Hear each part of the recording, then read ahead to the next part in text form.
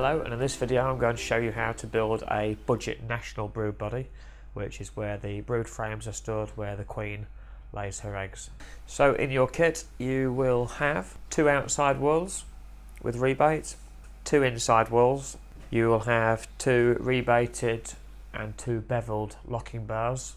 You will have a pair of runners, metal, and the all important packet of nails as well. So the first job to do is to mark up the brood outside walls. So you decide which bit is going to be your top and which bit is going to be your bottom.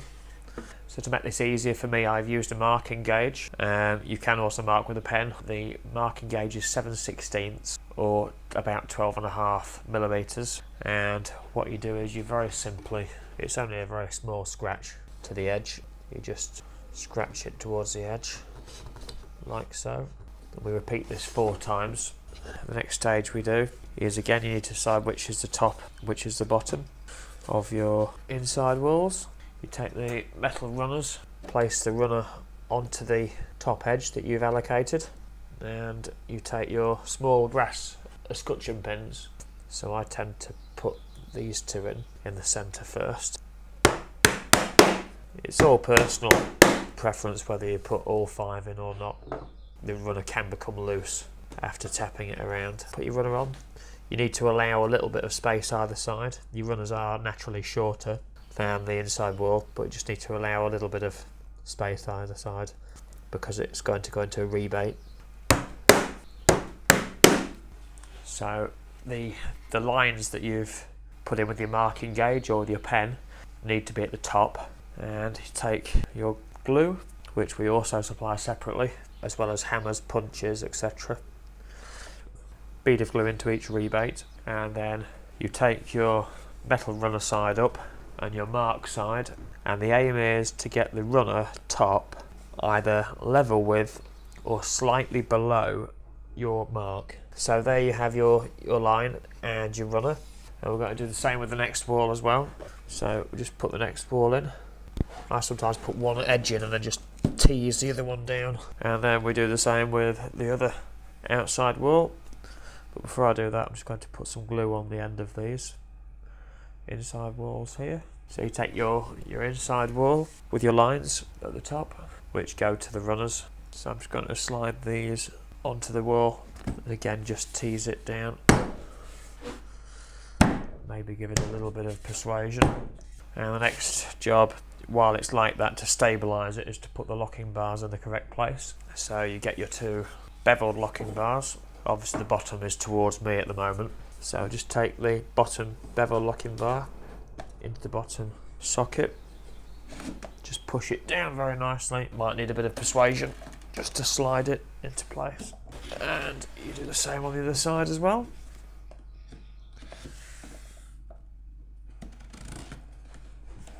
These are a really nice tight fit. These are the rebated locking bars at the top. As you can see, it's quite a deep rebate, and we do the same on the top at the opposite. The rebate is always to the top. The next thing we aim to do is to make sure to do what we've done here. You want the runner on or slightly below the line. So I'm just going to put a couple of nails in to hold that in place. So in your pack you will have your 2-inch lost head nails. I'm just going to tack this just there on both sides. I'm going to do that.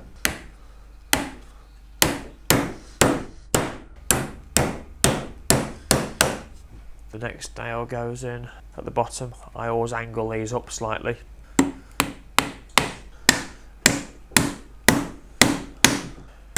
That just holds it nice and tight. But I also angle it up because obviously you don't want the bottom of the inside wall splitting. And then the next job is basically you place 2 nails in between the 2 end nails that you just put in, roughly along the rebate line.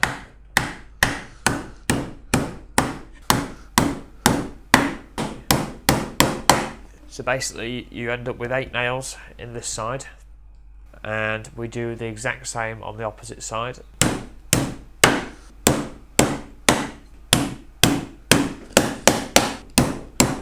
So the next job we've got to do is to nail the locking bars in place. So quite simply it's 4 nails, 1 into each tenon.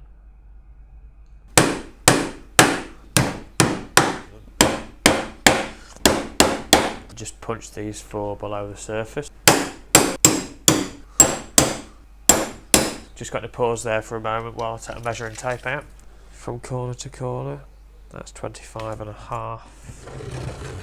This is 25 3/4, which means it's slightly out of square. I'm glad I stopped. Just push it. Quite simply, when the measurements are exactly the same, that's when you know it's square. If they're not exactly the same, then you know it's out of square. 25 5/8. That is exactly a square now. So I'll just nail these final 4 in.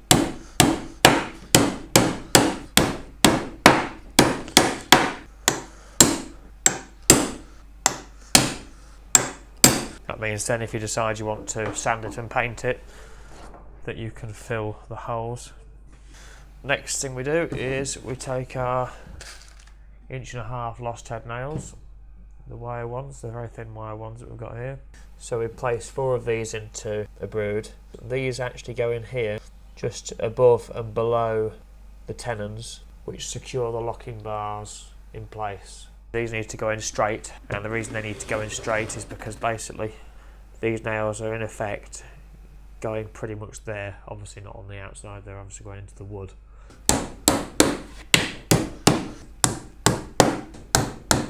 So quite simply we just then punch the nails in on that side.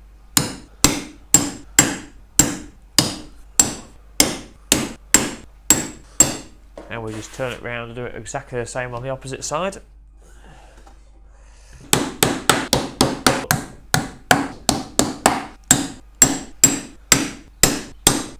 Now for the next task is to put the final 3 escutcheon pins in each runner.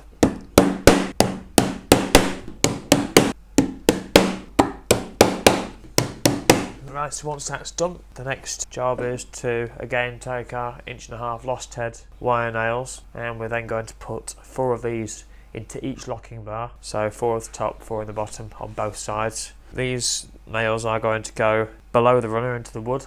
I sometimes angle these slightly upwards because you are getting close to the bottom of the locking bar is about here. So about 1.5" away from the edge, about 1/4 inch down from the rail, angled up slightly. And these pin the locking bar basically to the main inside wall. And the next thing to do is to then do the same on the bottom. These just tend to go straight in, no messing about with angling involved in these. Repeat the process on the opposite side. So as you can see, that's the sort of angle that we tend to do them at, but as you can also see, they're sitting quite close to the metal runner.